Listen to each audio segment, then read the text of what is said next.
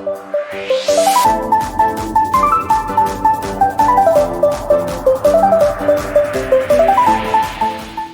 di dalam surga, kami datang di hadapan-Mu pada saat ini untuk mendengarkan firman-Mu. Kami menyerahkan hati pikiran kami supaya Engkau Tuhan yang memenuhi kami dengan roh, menguasai segenap hati dan pikiran kami ya Tuhan, sehingga kami dapat mengerti firman-Mu.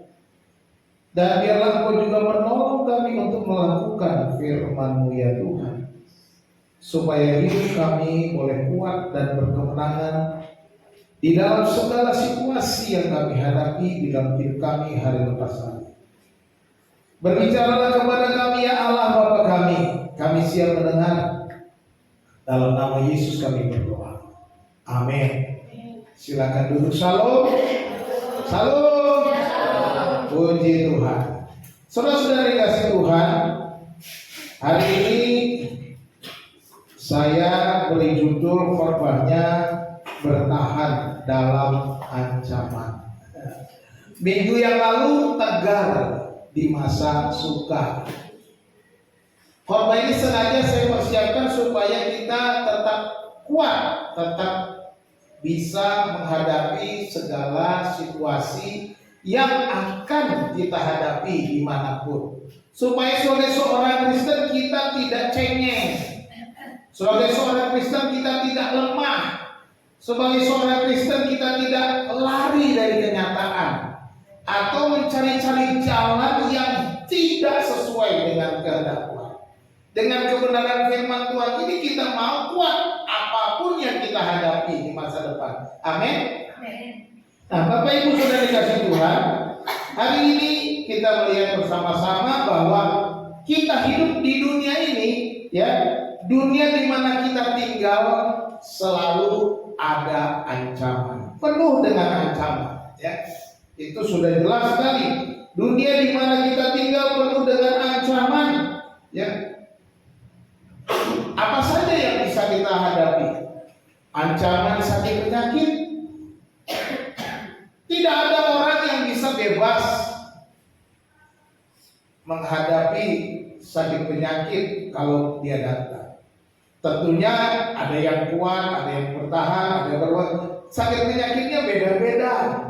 Tapi dunia ini sudah rusak, sudah penuh penyakit sejak manusia jatuh ke dalam dosa. Sakit penyakit itu menjadi ancaman bagi kita. Nah, saudara-saudara dikasih Tuhan, juga ancaman dari orang-orang yang membenci kita, ya. Orang-orang di sekitar kita bisa saja membenci kita. Teman-teman kita yang kita pikir teman baik ternyata adalah orang-orang yang membenci kita, bahkan mengkhianati kita, menyakiti kita. Jadi dunia di mana kita tinggal banyak yang tidak bisa kita asal percaya. Juga kita ada ancaman dari para pesaing-pesaing kita. Kalau kita menjadi seorang pebisnis, kadang-kadang persaingan itu membuat permusuhan. Kadang-kadang persaingan dilakukan dengan cara-cara yang jelek, cara-cara yang culas, cara-cara yang licik, dan kita terancam. Saudara-saudara dikasih Tuhan, juga berbagai macam ancaman krisis ekonomi juga bisa kita hadapi. Ya. Baru-baru ini ramai sekali dibahas, dolar sudah naik lagi. Saudara-saudara dikasih Tuhan, tetapi kita mau bertahan dalam ancaman apapun yang kita hadapi. Amin. Ya. Kita melihat bahwa Tuhan mengajar kita agar tetap kuat menghadapi apapun ancaman yang kita hadapi. Nah, oleh sebab itu kita akan belajar dari kitab Daniel pasal 6 ayat yang ke-11. Daniel pasal 6 ayat yang ke-11. Silakan saudara membuka Alkitabnya.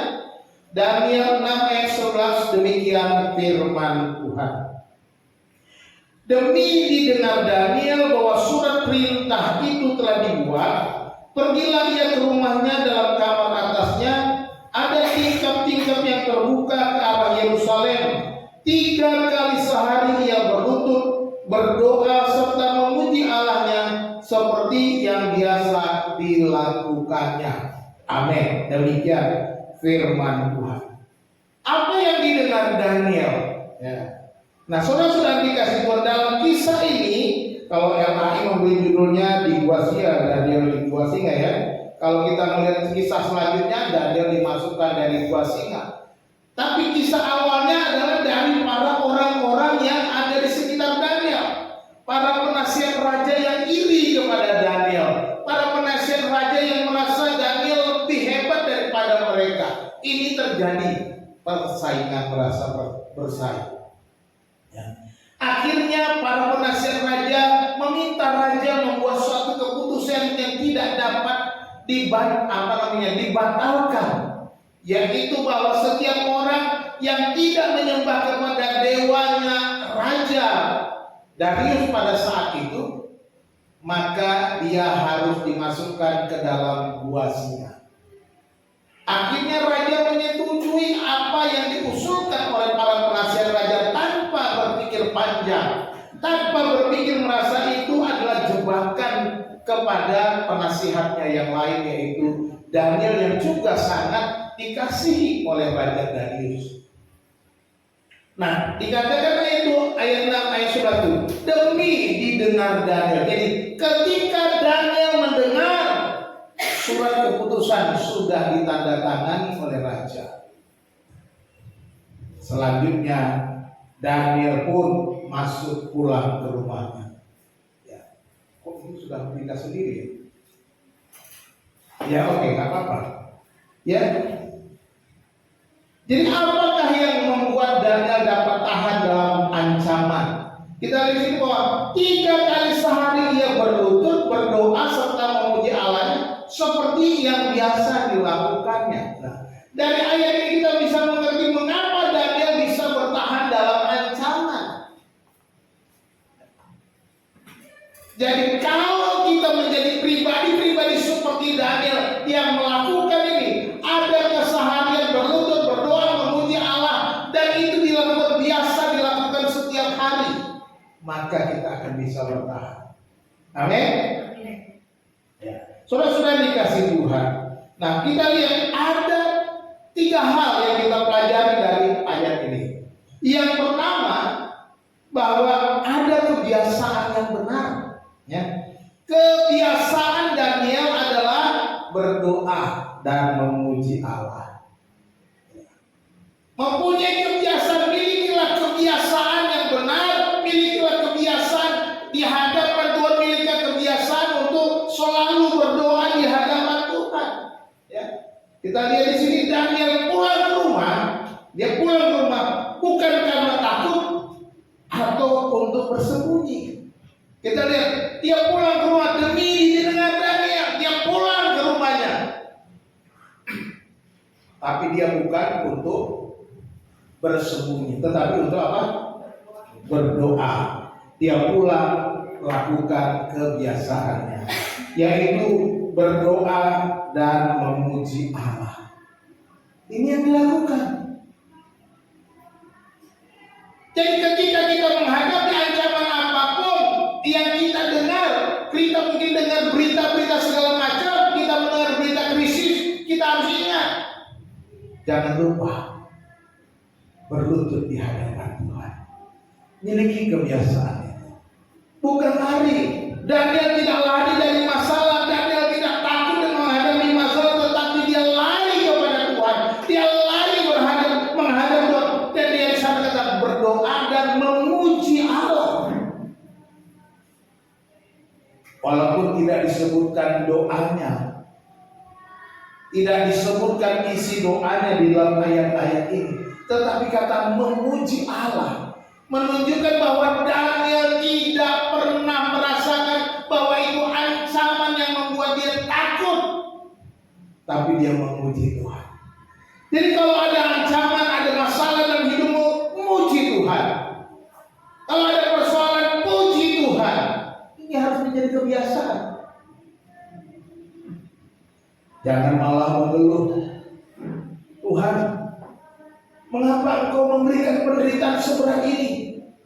Tuhan, mengapa Engkau Tuhan, mengapa kau membiarkan aku menghadapi krisis? Tuhan, mengapa kau biarkan temanku menyakiti hatiku? Tuhan, mengapa aku putus dengan pacarku? Gak usah ngeluh. Apa yang dilakukan? Puji Tuhan. Ini yang dilakukan Daniel. Dia pergi pulang,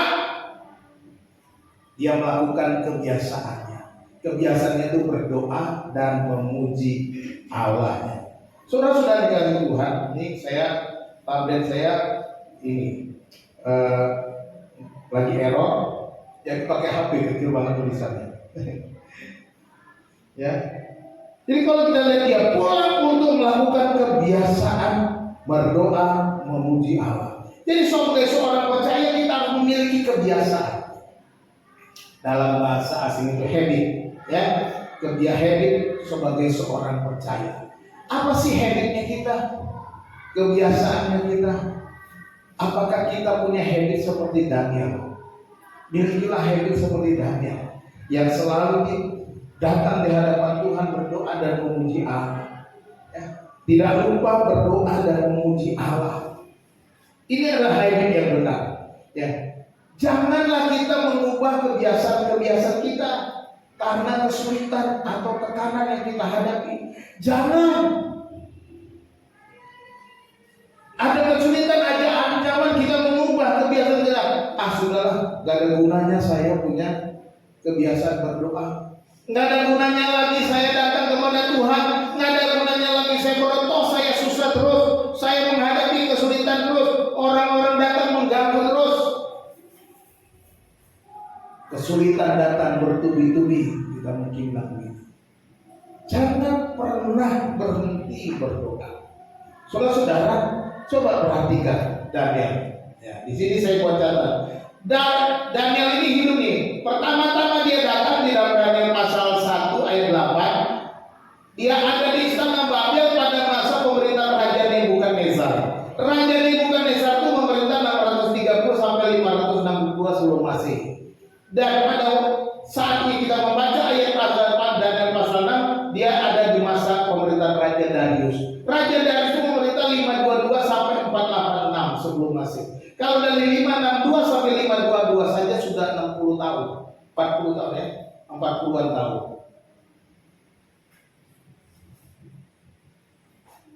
Perhatikan, ketika dia menghadap menjadi pegawai istana di Babel pada waktu itu, dia dipilih menjadi orang kepercayaan raja. Dia sudah punya kebiasaan yang benar. Kita lihat dalam Daniel pasal 1 bagaimana Daniel dan temannya Sadrak, Mesak, Abednego ketika juru penjenang raja menyediakan makanan untuk Daniel dan semua penasihat raja. Daniel menolak makanan-makanan yang tidak sesuai dengan firman Tuhan. Dia bilang biar kami makan sayur saja. Ini menunjukkan apa? Bahwa Daniel punya kebiasaan yang benar. Punya kebiasaan dan dia punya kebiasaan, dia bertahan sampai pemerintahan berbeda. Ini Raja Babel, Daniel itu Raja Persia. Berubah kerajaannya. Sudah berubah kerajaannya. Daniel tetap punya kebiasaan. Puluhan tahun dia punya kebiasaan berdoa memuji Allah. Dikatakan dia naik ke rumahnya. Di rumahnya itu ada tingkap-tingkap, ada jendela yang menghadap ke Yerusalem, ada jendela yang terbuka menghadap Yerusalem. Dia percaya menghadap Yerusalem bahwa Allah hadir di sana, Allah ada di baitnya, maka dia menghadap ke Yerusalem. Dia berdoa memuji Allah, walaupun dia tahu ancaman nyawanya akan mati, dia akan masuk ke gua singa. Dia tidak peduli dengan gua singa, dia hanya mau berdoa dan memuji Allah. Itu yang dilakukannya. Kita belum seberapa seperti Daniel. Kebiasaannya adalah berdoa dan memuji Allah. Jadi kita lihat bertahan beberapa raja, dia tetap punya kebiasaan dengan berdoa dan memuji Allah. Berapa lama kita sudah ikut Tuhan? Apakah kita masih bertahan dengan kebiasaan kita? Ketika kita jatuh cinta pertama kali kepada Tuhan, yaitu kasih yang mula-mula itu, apakah kita memiliki kasih yang mula-mula itu sampai sekarang? Ini yang Daniel lakukan. Sama seperti Paulus yang berkata, hidup adalah Kristus dan mati adalah keuntungan. Ini yang dilakukan Daniel. Enggak apa-apa aku terlihat menyembah Allah, tidak menyembah kepada dewa, dan akhirnya aku ditangkap dan dimasukkan ke gua singa. Enggak masalah. Yang penting bagi gua adalah memuji Allah, menyembah Allah, tidak mau menyembah yang lain. Ya. Inilah kunci pertama Daniel bertahan dalam ancaman. Kebiasaan berdoa, memuji Allah. Yang kedua, yaitu hubungan dengan Tuhan. Saya melihat bahwa Daniel punya hubungan dengan Tuhan. Ya, kalau Daniel tidak punya hubungan dengan Tuhan, dia tidak mungkin memiliki kekuatan. Itu sebabnya dikatakan Daniel tetap menjaga hubungan dengan Tuhan. Karena dia pergi ke rumahnya.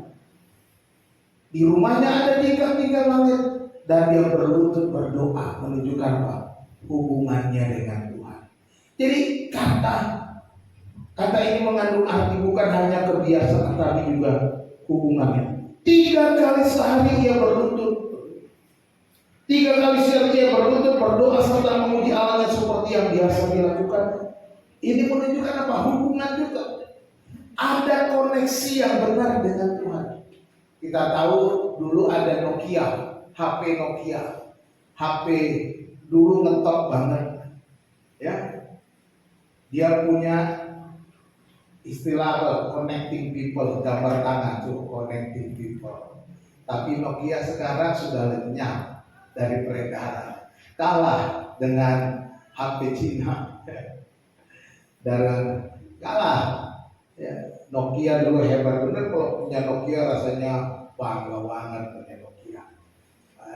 Saingan sama BlackBerry juga ambles. Tapi kita lihat Nokia bisa hilang dari peredaran, nggak bisa lagi menjadi connecting people ya, karena belum muncul. Mungkin nggak tahu ada lagi model baru.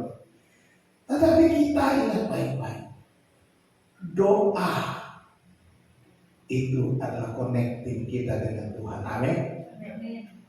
Doa adalah hubungan kita dengan Tuhan.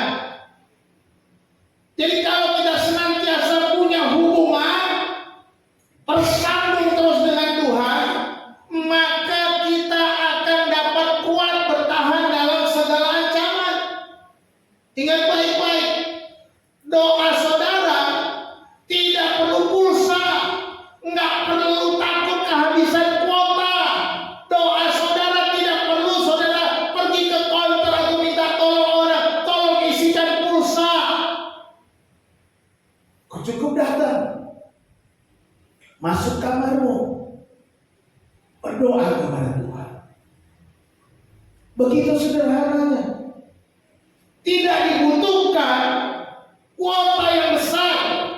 Hanya hatimu, hanya hidupmu yang kamu serahkan kepada Tuhan. Merendahkan diri di hadapan Tuhan. Inilah doa yang menghubungkan kita dengan Tuhan. Ingat baik-baik, doa menjadi unsur penting memberikan hubungan yang baik. Tapi ada dosa yang bisa merusak hubungan. Ya. Nah, kalau kita punya hubungan yang terus-menerus dengan Tuhan, maka dosa juga akan tersingkir. Tetapi ketika hubungan kita mulai jauh dari Tuhan, ketika kita melupakan kebiasaan kita dengan Tuhan, kita tidak mau lagi mempunyai hubungan yang baik dengan Tuhan, maka dosa akan masuk, dosa akan merajalela, dosa akan menguasai, dosa akan berkuasa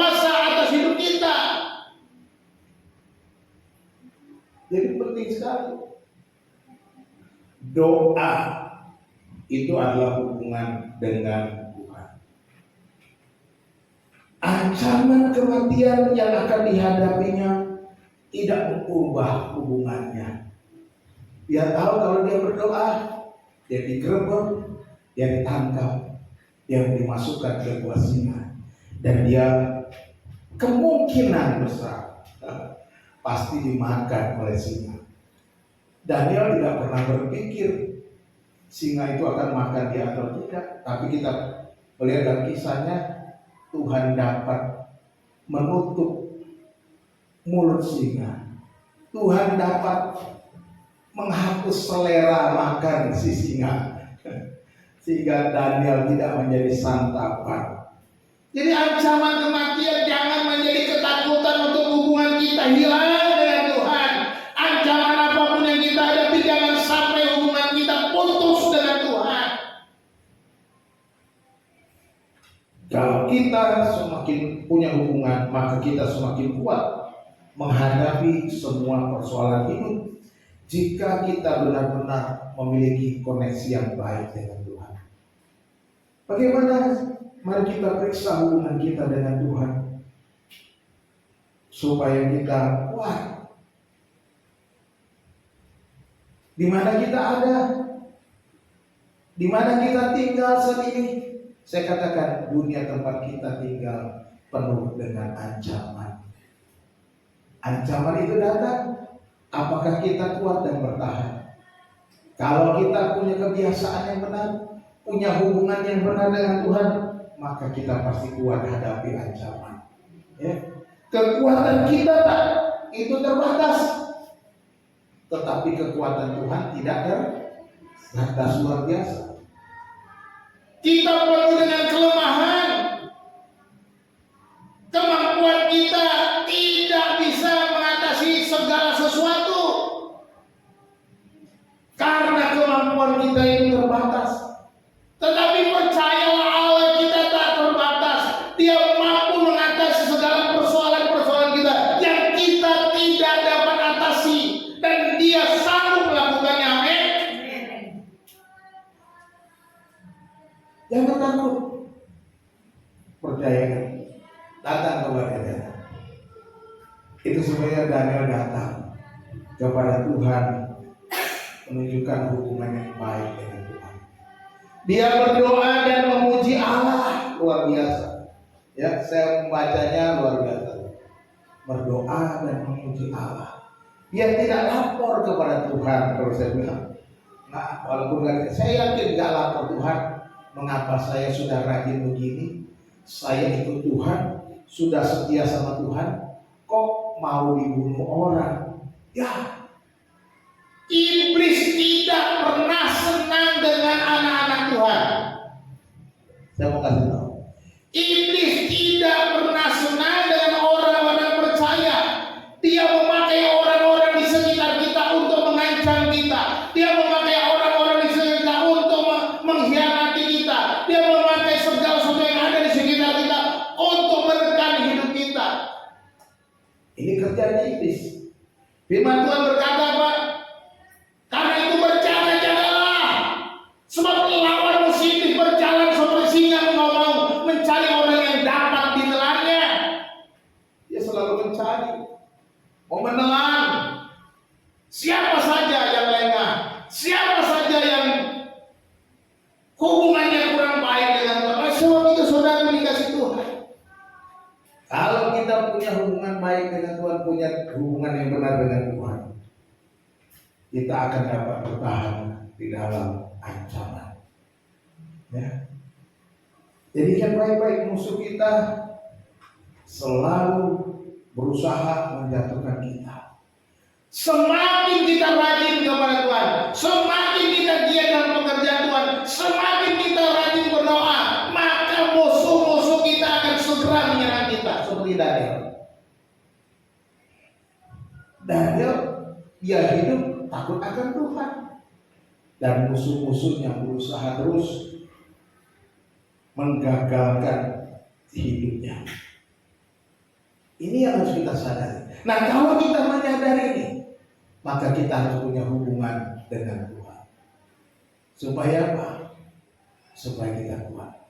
Apapun yang kita dengar dengan telinga kita, di sekitar kita, dari orang-orang di sekitar kita, dengar apapun, dengar dari televisi, dengar dari radio, baca dari media sosial dan berbagai macam situasi yang mengancam kita. Begitu saudara dengar, langsung connect dengan Tuhan, berdoa kepada Tuhan, ya, langsung berdoa dengan Tuhan, jangan cari-cari yang lain. Minta pertolongan kepada Tuhan. Yang ketiga, selain daripada kebiasaan, hubungan, tetapi juga pengenalan akan Tuhan. Ya. Kebiasaan dan hubungan yang baik akan meningkatkan pengenalan akan Tuhan. Ini benar. Kebiasaan yang baik, hubungan yang baik dengan Tuhan, maka akan meningkatkan pengenalan kita akan Tuhan. Ini yang terjadi dengan Daniel. Nah, kalau kita tidak punya kebiasaan yang baik itu, kita tidak punya hubungan yang baik dengan Tuhan, maka kita semakin tidak bisa mengenal Tuhan dengan baik. Pengenalan, saya selalu menggambarkan seperti hubungan suami istri. Hubungan suami istri waktu pacaran dengan waktu sudah menikah berbeda. Ya, waktu pacaran indah, semuanya seolah-olah hidup di sorga, bahagia terus. Begitu nikah, ternyata yang tadinya rasanya cocok menjadi cekcok. Betul nggak? Kita pikir, wah, aku bahagia dengan dia, tetapi ternyata tidak. Di sana hubungan kita semakin kenal. Ternyata dulu waktu pacaran belum kenal dia. Tapi ketika kita satu rumah, kita tahu, oh, rupanya dia punya kebiasaan begitu toh. Ya. Oh, rupanya makanan kesukaannya ini toh. Makin tahu, makin kenal. Oh, kebiasaan buruknya ini toh. Kita tahu, tadi kita nggak tahu. Semakin tahu. Kenapa? Karena sudah tinggal bersama, punya hubungan bersama, sudah satu rumah. Beda. Udah menikah, satu suami di sana, satu istri, nggak pernah ketemu, ya sudah nggak kenal, happy terus kayaknya. Tapi begitu ada masalah, bubar, nah repot. Kenapa? Nggak saling kenal. Ya. Nah, ini penting pengenalan akan Tuhan. Ya. Nah, Daniel dimasukkan ke dalam gua singa, tetapi tetap dijaga oleh Tuhan. Kenapa? Karena dia kenal Tuhan. Dia tahu siapa Tuhan. Dia tahu bahwa Tuhannya yang akan melepaskan dia. Dia tahu bahwa Tuhan yang akan menjaga dia. Dia tahu bahwa hidupnya bukan berdasarkan apa yang orang lakukan, tetapi apa yang Tuhan perbuat dalam hidupnya. Amin. Kita juga punya pikiran begitu. Tidak peduli apa perbuatan orang, tidak peduli apa kata orang, segala sesuatu dalam hidupku ditentukan oleh Tuhan. Katakan amin. Itu harus kita pegang. Ya. Jadi kalau kita pegang itu, maka kita berani melangkah. Daniel pun berani melangkah. Ketika didengar Daniel, dia naik ke rumah, dia mau berdoa dan memuji Allah. Karena dia tahu apa? Bukan aturan, bukan perintah raja, bukan surat keputusan raja, bukan perbuatan musuh-musuh yang menentukan hidupku, tetapi Tuhan. Dia kenal Tuhan dengan baik, itu penting. Dia kalau sudah kita kenal Tuhan, maka setiap tindakan kita betul-betul dikontrol oleh Tuhan, betul-betul berfokus kepada Tuhan. Ini yang Daniel lakukan. Karena pengenalan kepada Tuhan itu baik, dia tidak persoalan apa yang akan terjadi dalam hidupnya, dia lari kepada Tuhan. Ya, dia lari kepada Tuhan. Nggak persoalan apa yang akan terjadi. Apakah aku dimasukkan ke gua singa dan dimakan singa di sana? Tidak masalah, berarti aku sudah selesai tugasku di dunia ini. Karena aku hidup untuk Tuhan. Karena bagiku hidup adalah Kristus dan mati adalah hidupku ini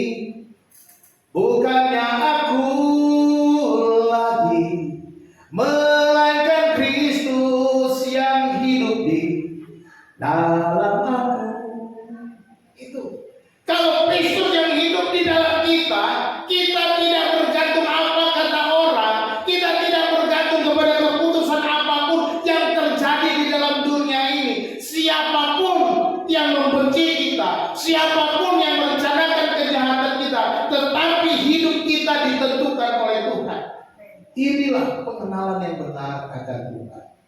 Kalau kita sudah mengenal, ini yang dilakukan Daniel. Pengenalan akan Tuhan itu, perhatikan baik-baik. Pengenalan akan Tuhan akan bertumbuh bukan hanya melalui membaca Alkitab. Tidak cukup.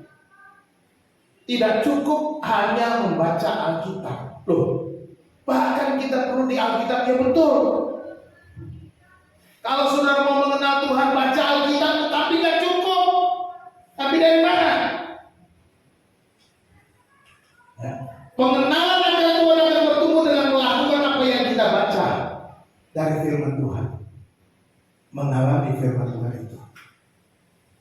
Kalau kita cuma baca tapi tidak mau mengalami, kalau kita cuma baca tapi tidak mau melakukan, kata Yakobus, kata kamu seperti mengamati dirimu di depan cermin.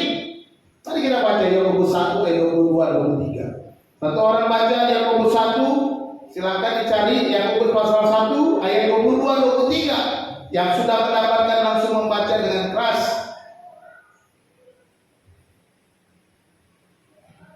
Monggo. Sudah, ya.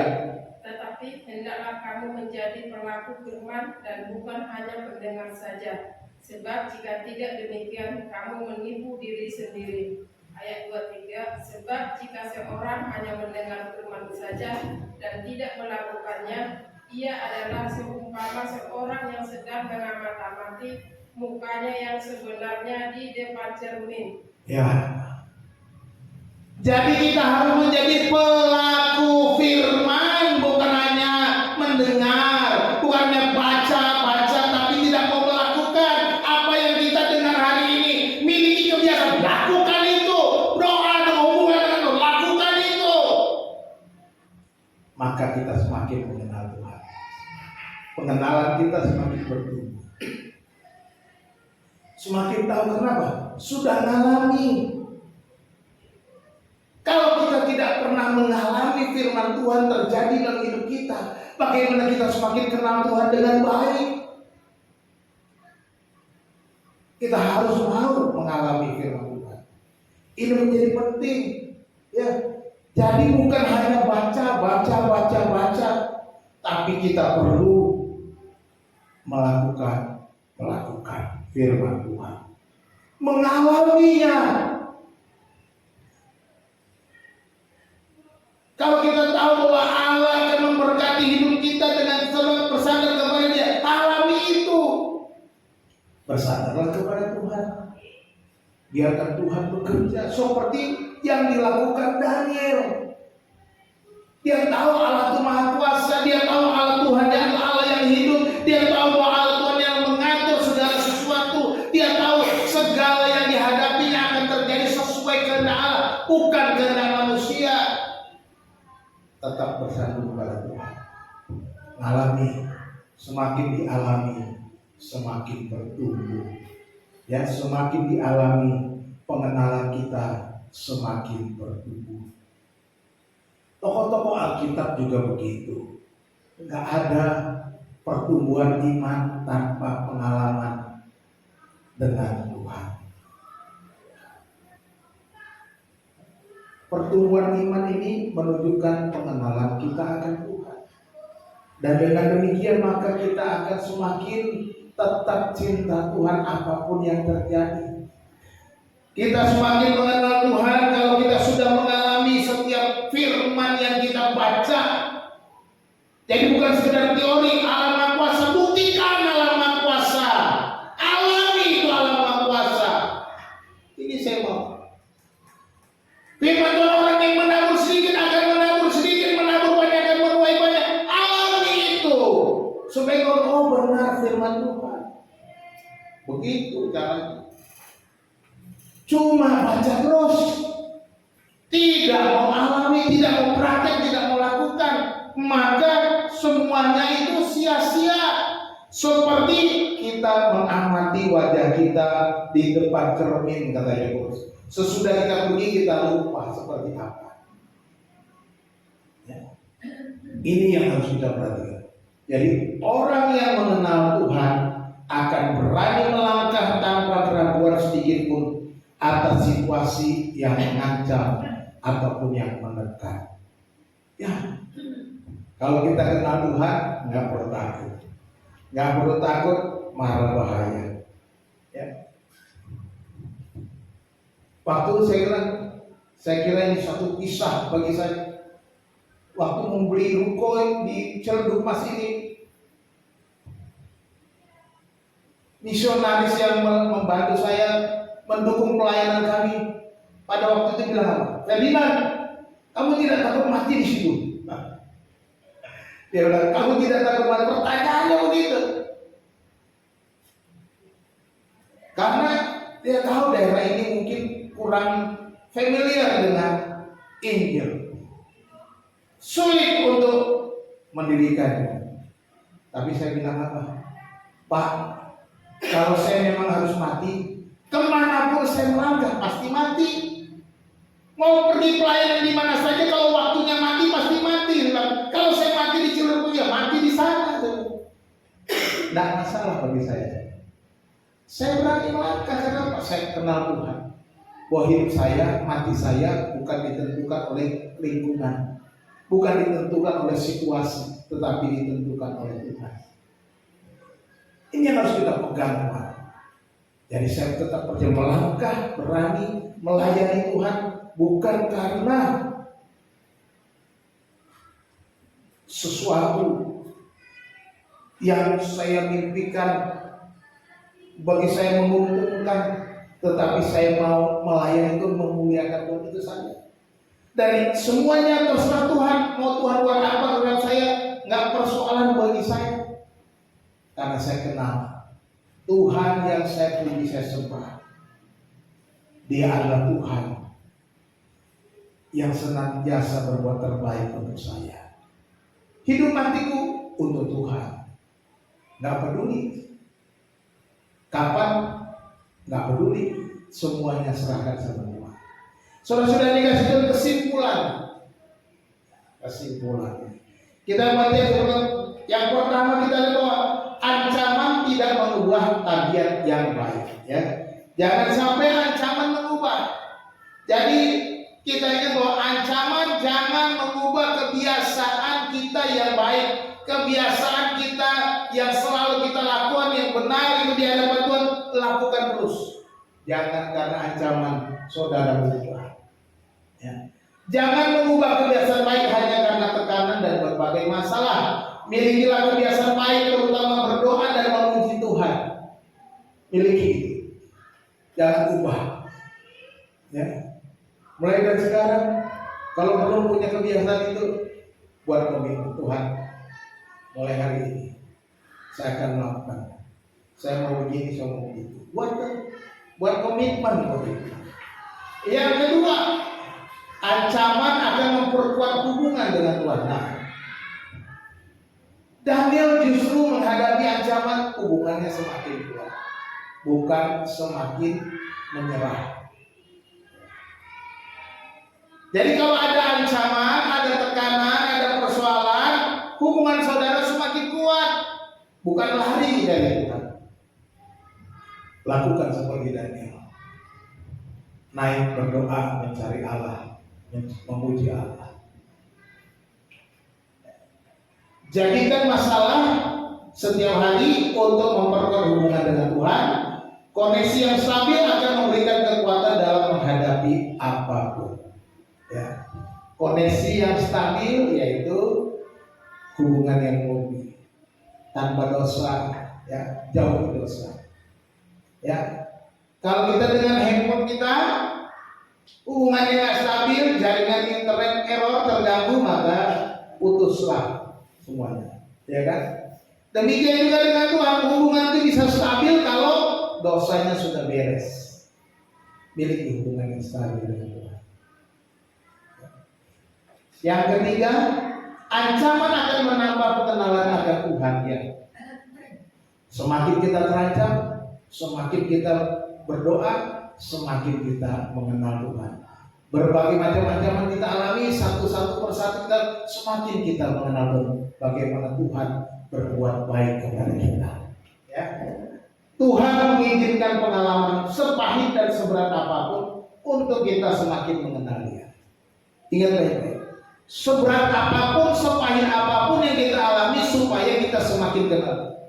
Lakukan firman Tuhan untuk semakin mengenal Tuhan. Ya. Di dalam tekanan, lakukan firman Tuhan.